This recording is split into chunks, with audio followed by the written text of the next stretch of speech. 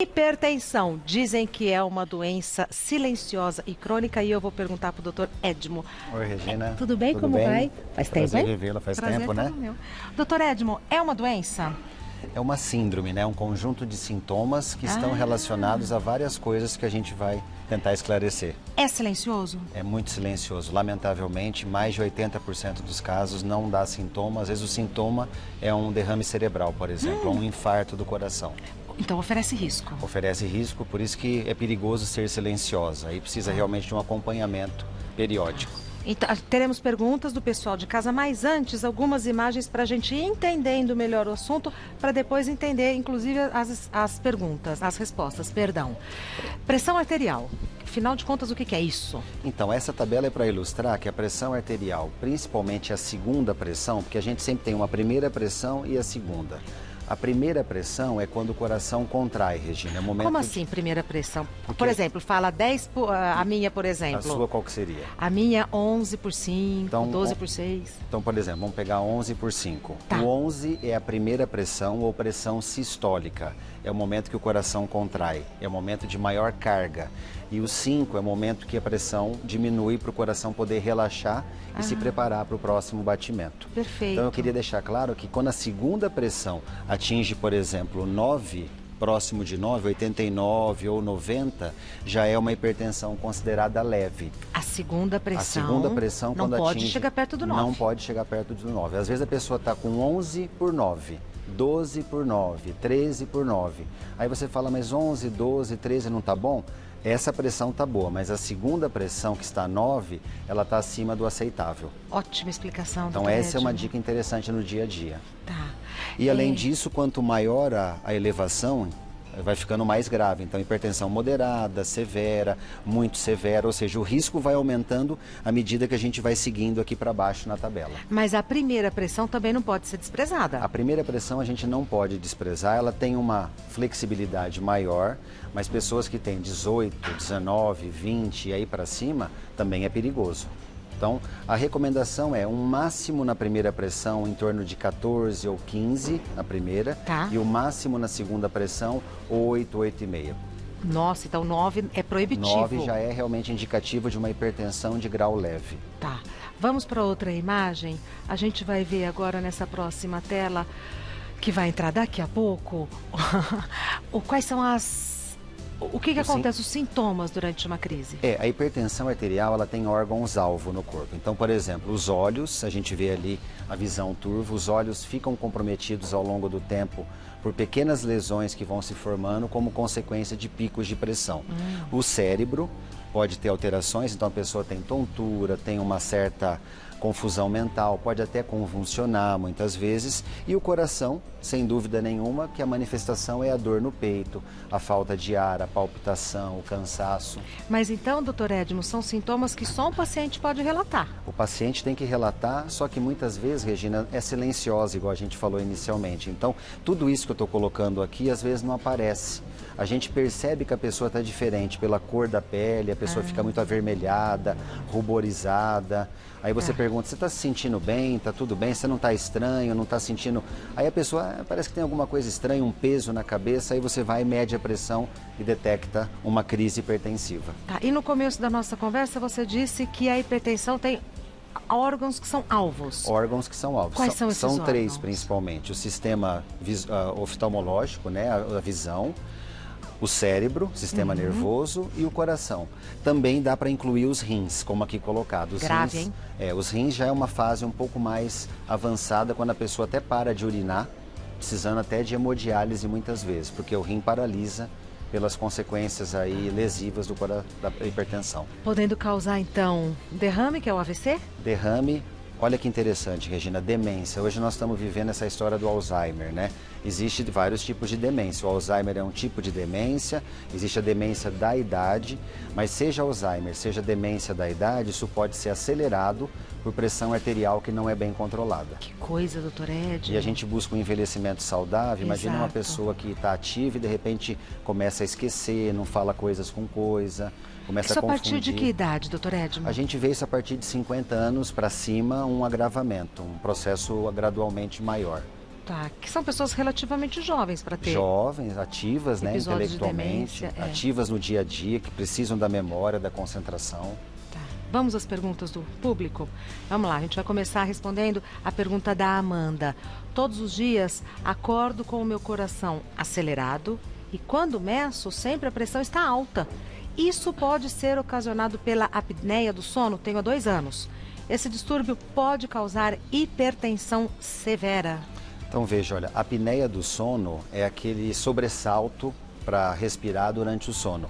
A pessoa tem às vezes alguma obstrução no canal nasal e aí começa a ter aquela dificuldade durante o sono e acorda assustada, sobressaltada.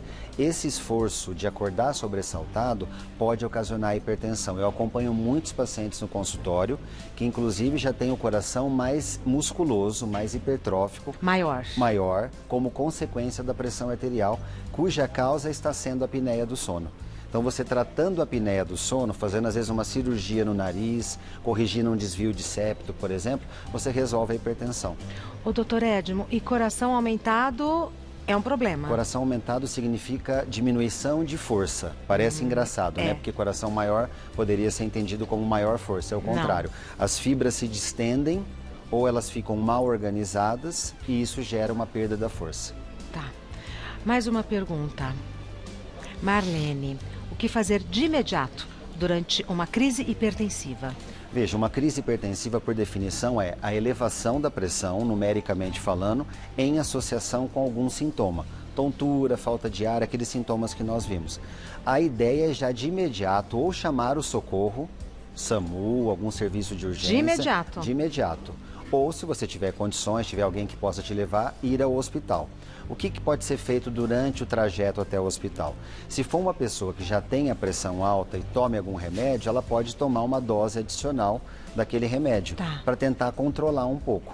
Mas certamente só no hospital, com o tratamento direcionado, cardiológico, vai ficar numa UTI em observação provavelmente, aí sim vai dar para corrigir, acalmar, fazer alguns exames para ver o porquê que está acontecendo. Tá certo. Próxima pergunta. Valmir, existe uma forma correta para medir a pressão com um aparelho digital de pulso? Essa é uma pergunta interessante do Valmir. Primeira coisa, esses aparelhos têm que ser comprados com aquele selo de certificação. Isso a loja tem que fornecer, certificação de qualidade. Por que é importante Porque isso? ele dá uma constatação de que foi calibrado corretamente, de que não a origem... mede tudo errado. Senão pode ser algo que te engana, né? E você se ilude, até toma remédio sem precisar. Olha.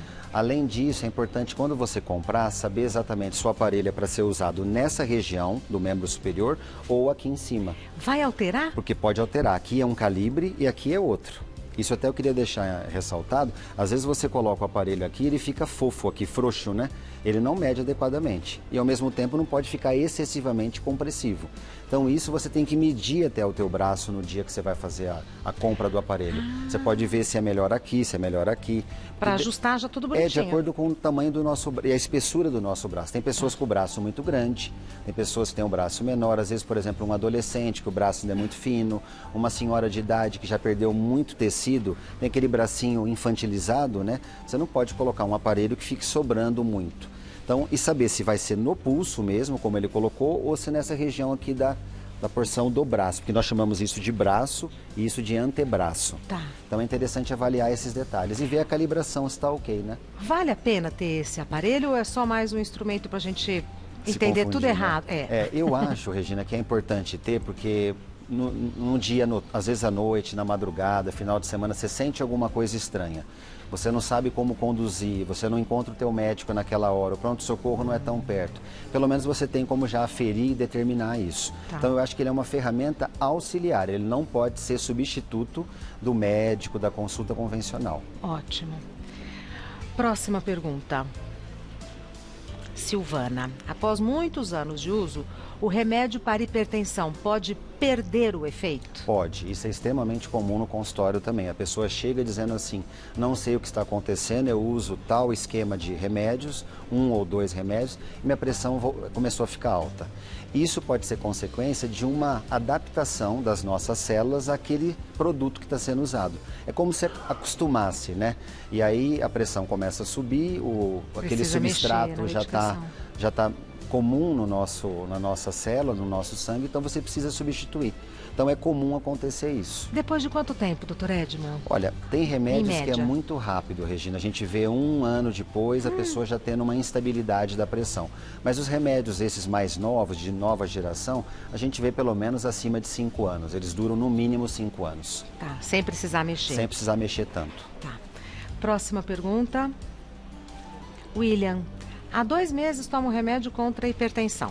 Assim que minha pressão estiver regulada, eu posso parar a medicação e só retornar em dias de crise? Essa é uma outra questão interessante. Em geral, não. Por que eu digo em geral não? Porque a tendência é ser uma hipertensão hereditária. Você tem tendência familiar e começa a desenvolver.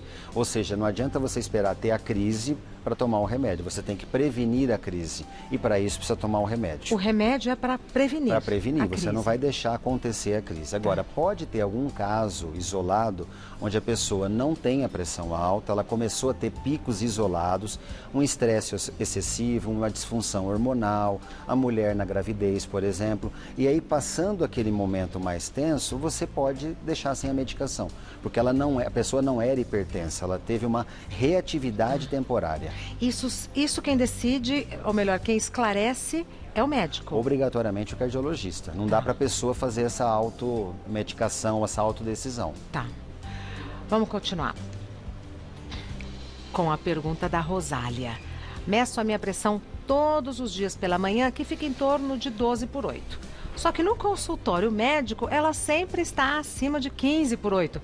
Por que isso acontece? É psicológico? É um fator psicológico. Eu até brinco que eu não uso mais branco no consultório, nem o jaleco, Regina, para não ter hipertensão psicológica. Só de ver o branco dá um frio na barriga, é verdade. Tem pessoas que já ficam até ofegantes para conversar com a gente. Elas pecado. demonstram mesmo. Então, provavelmente isso que ela tem é algo reativo. Eu comentei agora com você dessa questão da reatividade. Tem pessoas que veem, só de encarar o médico, já começam a ficar ansiosas. Será que ele vai descobrir alguma coisa? Será que é grave? Será que eu vou ter que operar o coração? Então, pode ser psicológico mesmo. Eu acho que ela não tem que se preocupar. Se na rotina é 12/8, tá só tudo observar. certo. Não pode chegar a 9, o 8 não pode ir para 9 e o 12 não pode subir também, né? Perfeito. Tá. Exatamente. Guardei essa. Guardou bem, né? Esse número. Próxima pergunta da Roberta. Ter a pressão muito baixa pode causar algum problema ao organismo? A minha geralmente é 9/5.